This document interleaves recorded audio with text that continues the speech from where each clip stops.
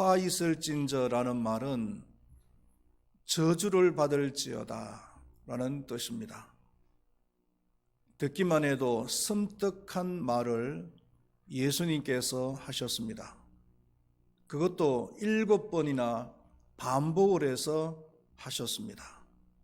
아마 이 말씀을 듣는 사람 입장에서는 결코 기분이 좋지는 않을 것입니다. 알아야 할 것은 복음의 내용에는 축복도 있지만 또 저주도 있다는 것입니다. 우리가 전도를 할 때 예수 믿고 천국 가세요, 이렇게 전도를 하잖아요. 이렇게 전도를 하면은 복음을 반쪽만 전하는 겁니다. 예수 믿고 천국 가세요, 예수 안 믿으면 지옥 갑니다. 이것까지 있어야 100% 복음이 되는 것입니다. 마태복음 5장에서는 예수님께서 8가지 축복에 대해서 말씀을 하셨습니다. 뿐만 아니고 요한복음 3장 16절에서는 예수님께서 이 땅에 오신 목적이 사람들을 멸망시키려고 오신 것이 아니라 영생을 얻게 하기 위해서 오셨다라고 말씀하고 있습니다. 하나님이 세상을 이처럼 사랑하사 독생자를 주셨으니 이는 저를 믿는 자마다 멸망치 않고 영생을 얻게 하려 하심이니라. 하나님의 마음은 모든 사람들이 다 축복받기를 원하시는 줄로 믿으시기를 바랍니다. 그런데 그 축복받는 것을 끝까지 거부하는 사람에게는 어쩔 수 없이 저주가 임하는 것입니다. 중립은 없어요. 대학교 시험을 쳤습니다. 합격이냐 불합격이냐지 그 중간은 없어요. 그렇죠? 마찬가지로 축복이냐 저주냐 이 2가지 중에 한 가지지 그 중간은 없단 말입니다. 사랑하시는 우리 큰바위 교회 모든 성도님들은 늘 축복의 대상으로서 살아가시기를 바라겠습니다. 제가 설교자가 되어서 가장 많이 유혹을 받는 것이 뭐냐면은 제발 설교할 때 축복 설교를 좀 해라, 축복 설교만 해라 라는 유혹을 가장 많이 받는 것 같아요. 아마 우리 한국 교회가 기복적인 성향이 좀 강하니까 이런 유혹이 오는 것 같아요. 그런데 저는 설교를 하면서 축복이냐 저주냐 이것을 따지지 않고 상관없이 합니다. 어떻게 하느냐 하면은 본문이 축복을 말하느냐 저주를 말하느냐 그거에 따라서 저는 그대로 전합니다. 본문이 축복을 말하면 축복을 선포하고 본문이 저주를 이야기하면은 저주 내용을 이야기하는 거예요. 그리고 본문을 정할 때도 여러분들 아시다시피 이렇게 강해 시리즈로 하는 겁니다. 하다 보니까 본문을 내 마음대로 정하는 것이 아닙니다. 연속적으로 이렇게 쭉 흘러가는 겁니다. 그러니까 여러분도 아시다시피 본문을 제 마음대로 정하지 않는다는 것을 알잖아요. 중요한 것은 뭐냐 하면은 저주의 내용이라지만은 그러나 설교자가 저주받으라고 저주의 내용을 설교하는 것은 아니다라는 겁니다. 저주의 내용이지만 여러분들은 이런 저주의 대상이 되지 마시고 축복의 대상이 되어라 하는 것이 바로 설교자의 마음인 줄로 믿습니다. 그래서 여러분들께서는 비록 설교의 내용이 저주의 내용이라 할지라도 나는 저주의 대상으로 살지 않겠다, 축복의 대상으로 살겠다라고 마음을 결심하시면 되는 거고, 그 저주의 대상의 내용에 대해서는 반면 교사로 삼으시면 된다는 겁니다. 축복을 거부하는 사람들이 있었습니다. 대표적인 사람이 성경에 나오는 바리새인과 서기관들이었습니다. 이 바리새인과 서기관들은 어떤 신앙을 가졌기에 저주스러운 그런 대상이 되어졌는가 라는 것을 한번 생각을 해보겠습니다. 첫 번째로는 13절 말씀에 보면은 천국 문을 닫는 신앙이었다라고 말씀을 하고 있습니다. 화 있을진저 외식하는 서기관들과 바리새인들이여, 너희는 천국 문을 사람들 앞에서 닫고 너희도 들어가지 않고 들어가려 하는 자들도 들어가지 못하게 하는도다. 이렇게 얘기를 하고 있습니다. 자기 자신도 천국 문에 들어가지 않고 다른 사람도 못 들어가게 막고 있는 사람이다. 참 고약한 사람이죠. 바리새인과 서기관들은 율법학자들입니다. 그래서 이 율법을 해석하고 율법을 지키는 역할을 하는 사람들입니다. 어떻게 생각하면은 천국의 열쇠를 가지고 있는 사람들이라고 해도 과언은 아니다 말이죠. 그렇다면은 천국 열쇠를 가지고서 열심히 천국 문을 열어서 많은 사람들이 천국 문에 들어갈 수 있도록 해야 되는데 천국 문을 열지를 않는 겁니다. 그리고 자기도 그 천국 문에 들어갈 생각을 하지 않고 있는 거예요. 예를 들면 이런 사람입니다. 교회를 다니면서도 마치 불신자처럼 행동을 하는 사람이 있어요. 그래서 그 사람의 신앙적인 모습을 그 가정 안에서 아내나 자녀들이 다 보는 거예요. 그런 부정적인 모습을 다 보는 겁니다. 우리 아버지가 교회 장로인데, 우리 아버지가 교회 안수 집사인데, 우리 아버지가 교회 집사인데 보니까 하는 행동은 영 아니다 말이에요.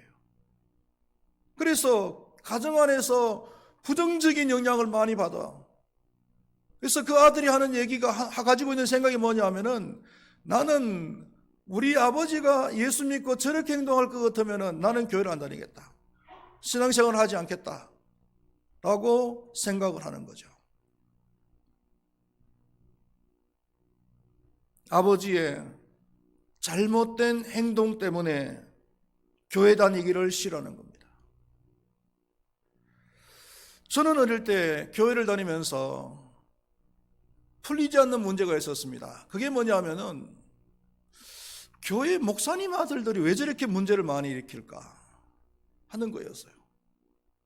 제가 다니던 그 교회도 목사님 아들이 저하고 나이 또래가 비슷했는데 중고등부를 다니면서 굉장히 말썽을 많이 일으켰어요. 그래서 막 중고등부가 팍팍 뒤집혀지기도 하고 이렇게 했는데, 다른 사람이 아니고 목사님 아들이 그러더란 말이죠. 그리고 제가 알고 있었던 이웃교회 그 목사님 아들은 우리 교회 목사님 아들보다도 더 개차반이야, 하는 행동이. 그런데 제가 목사가 되고 나니까 이해가 되어지는 게 뭐냐면은, 크게 두 가지 이유가 있는 것 같더라고요. 하나는요, 그 목사 가정의 부정적인 환경 때문에 그래요. 목사님들이 대체적으로 굉장히 좀 금전적으로, 재정적으로 어렵잖아요. 가난하잖아요. 그 어린 나이에 우리 집은 왜 이렇게 가난할까? 내가 먹고 싶은 것도 제대로 못 먹고 내가 사고 싶은 것도 제대로 못 사니까 그게 굉장히 마음에 상처가 되는 거예요. 그러니까 그게 삐뚤게 나가는 거예요. 또 한 가지는 뭐냐 하면은, 교회 안에 무슨 문제가 발생했을 때에 성도들이 목사인 자기 아버지를 공격하는 것을 눈으로 목격한 거예요. 그게 엄청난 상처가 되는 거예요. 그러니까 우리 성도님들은 혹시 목사가 잘못한 것이 있더라도 사람들이 보는 앞에서 지적하지 말고 좀 개인적으로 은밀한 곳에 가서 얘기하시면 좋을 것 같아요. 그거 만약에 자녀들이 본다면은 그 자녀들에게는 엄청난 상처가 됩니다. 이런 부정적인 환경 때문에 그럴 수도 있고요. 또 한 가지는 뭐냐 하면은 목회자의 이중적인 생활이에요. 교회에서는요, 마치 예수님처럼 설교하고 예수님처럼 행동을 합니다. 그런데 집에 오면 그게 아니다 말이에요. 자녀들에게 사랑으로 따뜻하게 대해주지도 못하고, 또 자기 아내에게도 이렇게 부부싸움을 하는 이런 모습들을 그 자녀들이 보는 거지요. 우리 아버지는 교회만 가면 예수님인데 집에만 오면은 그게 아니다 말이죠. 이런 목회자의 이중적인 생활 때문에 자녀들이 상처를 받고 삐뚤게 나간단 말이에요.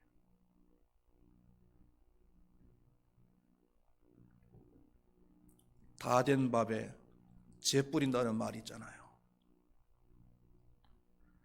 내가 못 먹으니까 그냥 다른 사람도 못 먹게 죄를 뿌려버리는 거죠. 아주 나쁜 심성을 가진 사람입니다. 바리새인들과 서기관들이 바로 이런 사람들이었어요. 자기도 천국 문에 들어가지 아니하고 또 다른 사람들도 천국 문에 못 들어가도록 천국 문을 막아버리는 사람들. 예수님께서 화 있을진저 이렇게 말씀을 하셨습니다. 그리고 두 번째로는 어떤 사람들이냐면은 다른 사람들을 배나 더 지옥 자식이 되게 하는 사람이라고 했습니다. 15절 말씀을 한번 다 같이 읽어볼까요? 시작. 화 있을진저 외식하는 서기관들과 바리새인들이여 너희는 교인 한 사람을 얻기 위하여 바다와 육지를 두루 다니다가 생기면 너희보다 배나 더 지옥 자식이 되게 하는도다. 이런 사람은 첫 번째 사람보다도 더 나쁜 사람이에요. 첫 번째 사람들은 아예 천국문을 닫아버리고 너도 들어가지 말고 나도 들어가지 말자 이렇게 나오는 사람인데, 두 번째 사람은요 열심히 전도를 해서 교회까지 나왔어요. 그런데 문을 닫아버리는 겁니다. 상처를 줘서 실족을 시켜버리는 거예요. 아마 이런 사람은 교회 밖에 있는 사람이 아니고 교회 안에 있는 사람이라고 보면 될 겁니다. 며칠 전에도 유튜브를 보니까 그 모 교회, 꽤나 잘 알려진 한국 교회에서 꽤 잘 알려진 교회인데 목사님이 설교를 하면서 자꾸 유행가를 부르는 거예요. 말들이 많아요. 한국 교회 안에서 왜 거룩한 설교 시간에 유행가를 자꾸 부르냐. 그랬더니 그 목사님이 답변을 했어요. 거기에 대해서. 자, 내가 유행가를 부르는 게 뭐가 잘못됐느냐. 그리고 내가 유행가를 부름으로 인해서 최근에 한 명이 전도됐다. 그건 사실인가 봐. 그 목사님이 참 구수하게 유행가를 참 잘 부른다. 그게 듣기 좋다 이러면서 교회를 놓은 사람이 한 사람이 있는가 봐요. 그건 팩트인가 봐. 그런데 우리가 생각을 해야 될 것이 뭐냐면요, 목사님이 거룩한 강단에서 이 하나님의 말씀을 전하는데 그런 세속적인 노래를 부름으로 인해서 상처를 받아가지고 교회를 안 나오는 수없이 많은 사람들은 그걸 어떡할 거예요?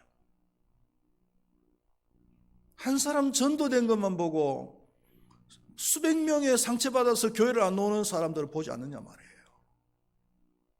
그리고 또 한 가지는 뭐냐 하면은 과연 유행가를 듣고 교회를 오는 사람이 은혜를 받고 구원받은 사람일까요? 저는 지금까지 신앙생활 하면서 유행가 듣고 은혜 받고 구원받았다는 얘기는 못 들어봤어요.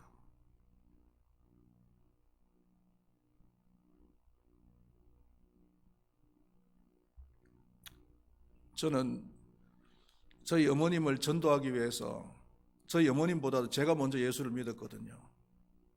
10년을 제가 기도해서 저희 어머님을 전도했습니다. 10년을 기도하고 그리고는 이제 교회 나갑시다 하니까 나가시겠다고 그렇게 말씀하시더라고요. 그런데 제가 다니는 교회는 집에서 너무 멀었기 때문에 그 먼 거리에 있는 교회까지 모시고 갈 수 없어서 동네 이웃에 있는 교회에다가 등록을 시켜드렸어요. 그랬더니 마침 동네에 있는 교회라서 아는 사람도 들어있고, 그리고 권사님 중에 한 분이 오래전부터 아시던 분이 계시더라고요. 잘됐다 싶었어요. 그래서 그 권사님이 저희 어머님이 처음 교회 나가서 교회에 적응하는데 실제로 많은 도움을 주기도 했어요. 그런데 어느 날 저희 어머님이 교회를 안 나가시겠다는 거예요. 왜 그러시냐 그랬더니 교회 안에서 좀 못 볼 걸 보셨는가 봐. 초신자니까 아무것도 아닌데. 좀 말씀드리기도 참 민망한 내용인데 저희 어머님이 이제 교회를 다니시고 난 뒤부터 11조를 이제 생활비에서 조금씩 이렇게 모아가지고 11조를 하셨는가 봐요. 11조를 하셨는데 주보에 이름이 없다는 거예요. 그래서 이거 누가 훔쳐간 거 아니냐 그러면서 그러시더라고요. 그러면서 교회 안 나가겠다고. 교회 안에도 도둑놈이 있다고 그러면서 안 나가시겠다는 거예요. 그래서 잘 설득을 했습니다. 우리 재정부원들 잘 하셔야 돼요. 이름 함부로 막 퍼뜨리면 안 돼요. 초신자들 시험 듭니다. 잘 설득을 했어요. 그거는 실수한 것이지 누가 절대로 훔쳐간 거 아니다. 그래가지고는 한 2달 동안 교회를 안 나가시더니 드디어 다시 이제 교회를 나가시겠다고. 그래가지고 이제 2달 만에 다시 교회를 나가셨는데 그 교회에 가는 주일날 이제 그 권사님을 다시 만난가 봐요. 그래서 우리 어머님이 이제 반가워서 아이고 권사님 하면서 손잡고 인사하려고 그랬더니 손을 딱 되게 치더래요. 치면서 눈을 싹 홀키면서 다시는 교회를 안 온다 그러기만 해봐라. 이러더라는 거예요, 권사님이. 그러더니 그날 교회 다녀오시고 난 뒤에 하시는 말씀이 다시는 교회 나가는 거 봐라. 만정이 떨어진다고. 아니 저희 어머님이 초신자잖아요. 초신자가 시험에 들어서 교회를 안 오면 어떻게 해야 됩니까? 일단 신방을 가야죠. 신방을 가서 잘 설득하고 잘 설명하고 격려를 해야죠. 그 다음에 다시 교회가 나오면은 어떻게 되겠어요? 배나 더 반갑게 맞아줘야 되죠. 그런데요, 그 못된 성격 때문에 교회 안에 온 사람을 시험에 들게 만드는 거예요. 바로 이런 사람이에요. 전도해놓고 정치적으로 이용해 먹으려고 하고, 전도해놓고 경제적으로 이용해 먹으려고 그러고, 전도해놓고 마음에 안 든다고 해서 왕따 시키려고 하는 거예요. 교회 안에서. 한번 정치적으로 경제적으로 이용당해 보세요. 왕따 당해 보세요. 교회 가서. 교회 나가고 싶은가? 이런 사람들을 이야기하는 거예요.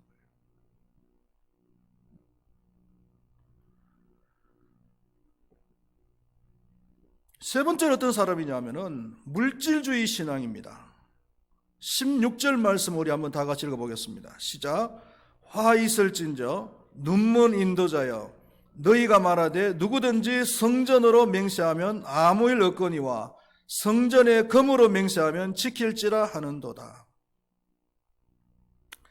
민수기서 30장 2절 말씀을 보면은 사람이 여호와께 서원하였거나 결심하고 서약하였으면 깨트리지 말고 그가 입으로 말한 대로 다 이행할 것이니라. 이렇게 말씀을 하고 있습니다. 하나님께 서원하고 하나님께 약속한 것은 반드시 지키라. 이렇게 말씀을 하고 있죠. 그런데 이 바리새인들은요, 이것을 살짝 바꾸었어요. 살짝 바꿔가지고 성전을 향해서 맹세한 것은 안 지켜도 되지만 금으로 맹세한 것은 반드시 지켜야 된다. 이렇게 가르친 거예요. 여기서 이 금이 뭐냐 하면은 주석을 봐도 정확하게 답을 해주는 것이 없는데 헌금이라고 하기도 하고 아니면 성전 안에 장식되어진 금이라고 말을 하기도 합니다. 하여간 하나님의 임재의 장소인 성전을 금보다도 더 못하게 만든 거예요. 예수님께서 이어서 계속 책망을 하시는데 뭐라고 책망하시냐면은 어리석은 맹인들이여 어느 것이 크냐 그 금이냐? 그 금을 거룩하게 하는 성전이냐? 너희가 또 이르되 누구든지 제단으로 맹세하면 아무 일 없거니와 그 위에 있는 예물로 맹세하면 지킬지라 하는도다. 맹인들이 어느 것이 크냐? 그 예물이냐? 그 예물을 거룩하게 하는 제단이냐? 예수님께서는 이들을 향해서 어리석은 맹인들이라고 말씀을 하고 있는 겁니다.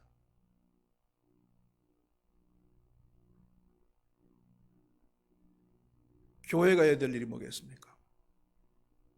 목사가 해야 될 일이 뭐겠습니까? 성도들을 바른 곳으로 인도하는 일을 해야 되잖아요. 성도들이 교회에 와서 제대로 배워가지고 그리고 삶의 현장으로 가서 교회 가서 배운 것을 갖다가 실천을 해야 되는 거예요. 이게 교회가 하는 일이고 목사가 하는 일이잖아요. 그런데 교회가 말이죠, 물질주의로 흘러가는 겁니다. 그러니까 성도들도 물질 중심의 삶을 사는 거예요. 교회 가서 배운 게 그거니까.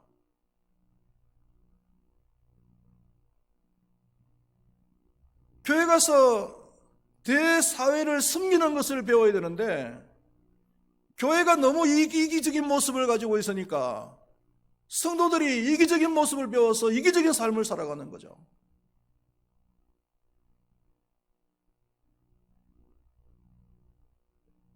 그러니까 성도들이 하나님의 거룩한 백성들이라고 하면서도 불구하고 재산이나 정식하고 숫자나 늘리려고 하고 사업만 잘 되면은 그게 축복이다 라고 생각을 하고 그런 삶을 살아갈 수밖에 없는 거예요. 돈만 잘 벌면은 형통하다 그러고 자식이 잘 되면은 축복이라 그러고 신앙은 어떡하고요? 신앙은 엉망진창인데 자식이 뭐 잘 되면은 그게 축복입니까? 형통입니까?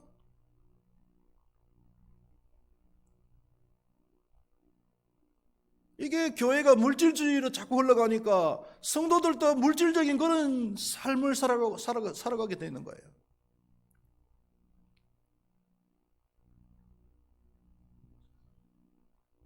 말씀을 맺도록 하겠습니다. 오늘 저는 본문에 저주의 내용이 나왔기 때문에 어쩔 수 없이 저주의 내용을 전했지만 우리 큰바위교회 모든 성도님들은 이 설교의 내용을 반면 교사로 삼으셔서 저주의 대상이 아닌 축복의 대상으로 살아갈 수 있기를 축원드리겠습니다. 자신의 영혼을 바라보시기를 바랍니다. 내 영혼이 정말 영적으로 상태가 형편없다는 것을 발견하고 애통할 수 있는 그런 심령이 될 수 있기를 바라겠습니다. 그래서 하나님께 위로받고 하나님이 주시는 그 평강 가운데서 살아갈 수 있는 그런 우리 큰바위교회 모든 성도님들이 되시기를 간절히 축원드리겠습니다. 기도하시겠습니다. 하나님 아버지,